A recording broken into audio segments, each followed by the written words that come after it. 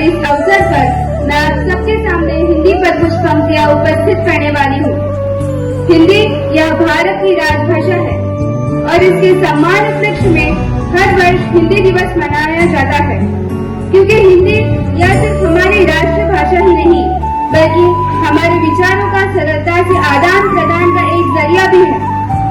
आज हिंदी दिवस के मौके पर मैं आप सबके सामने इस पर मंडरा रहे संकट तथा निवारण के विषय में कुछ बातें बताऊंगी। 14 सितंबर 1949 में भारत के संविधान ने हिंदी भाषा भारत की आधिकारिक भाषा के रूप में स्वीकार कर लिया था। अनुच्छेद 343 के अनुसार देवनागरी लिपि में लिखा गया है कि हिंदी भारत की आधिकारिक भाषा के रूप में स्वीकार कर लिया गया है। जैसे कि हम सब जानते हैं कि हिंदी यह भारत की सबसे ज्यादा बोली जाने वाली भाषाओं में से एक है। हमें हिंदी बोलने में, लिखने में और अपनाने में गर्व होना चाहिए। आज लोग चाहते हैं कि उनके बच्चे अंग्रेज माध्यम विद्यालयों में पढ़े और फर्राटेदार अंग्रेजी बोले। यह सोचते हुए मुझे आचार्य चाणक्य का एक कथन याद आ रहा है, जिसमें उन्होंने कहा था कि कोई राष्ट्रीय तब तक पराजित नहीं होता जब तक वह अपनी संस्कृतियों और मूल्यों की रक्षा कर पाता है। आज हमारे देश में ऐसी परिस्थिति हुई है कि अपने ही देश के लोग अपने बच्चों को हिंदी विद्यालयों में दाखिला दिलाने में संकोच महसूस करते हैं।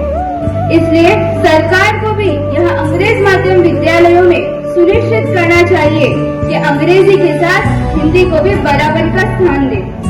मैं अपने इस भाषण को समाप्त करते हुए आप सबको हिंदी दिवस की बहुत बहुत शुभकामनाएं देती हूँ। जय हिंद, जय हिंदी, जय भारत। आज हिंदी दिवस है और आज इस अवसर पर मैं एक कविता पढ़ने वाली हूँ। हिंदी है देश की शान, हिंदी हर दिल की यह पहचान। माँ की ममता जैसी प्यारी, सभी भाषाओं से न्यारी। जन जन की भाषा हिंदी, हम सब की आशा हिंदी। सादगी का है इसमें वास, बसे इसमें पूरा इतिहास। हम सबको इसे अपनाना है, इसके मान को बढ़ाना है। हिंदी से है देश महान, हिंदी से ही भारत की जान। धन्यवाद।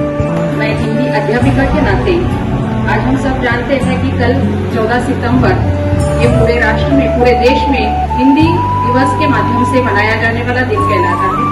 और इसी अवसर पर मेरी ओर से सारे छात्रों को और सारे अध्यापकों को इस हिंदी दिवस के ढेर सारी शुभकामनाएं देती हूँ। जिस प्रकार हम सब जानते हैं कि हर एक देश की सबसे अधिक बोली जाने वाली और समझने वाली भाषा ही राष्ट्रभाषा कहलाती है और उसे ही हिंदी राष्ट्रभाषा, जैसे कि हमारे देश में हिंदी ये हमारी राष्ट्रभाषा कहलाती है। जिस प्रकार बगिया में अनेक अलग अलग तरह के फूल खिलते हैं और वो उस बाग की शान रहती है, उसी प्रकार वो फूलों को एक धागे में बांध कर रखने के लिए, फूलों को एक धागे में बांध कर रखता है जो माला, जो धागा है, और वो फूल जो है बहुत सुंदर तरीके से माला कहलाता है। उसी प्रकार हम भारत देश में अलग अलग धर्म जाति के लोग यहाँ पर वास करते हैं और हम सबको एक धागे में बांध कर रखने का काम ये हिंदी भाषा ही करती है।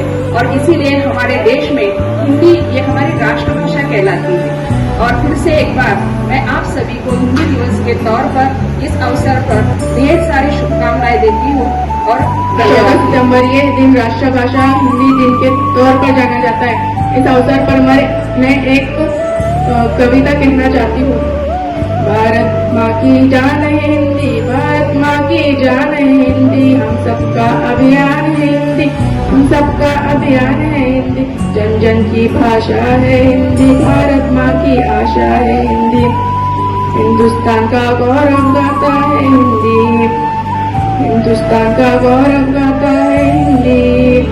एकता की अनोखी परंपरा है हिंदी। सरल शब्दों में कहा जाए तो जीवन की परिभाषा है हिंदी। सरल शब्दों में कहा जाए तो जीवन की परिभाषा है हिंदी। हम सबका सम्मान है हिंदी, हम सबका सम्मान है हिंदी। धन्यवाद।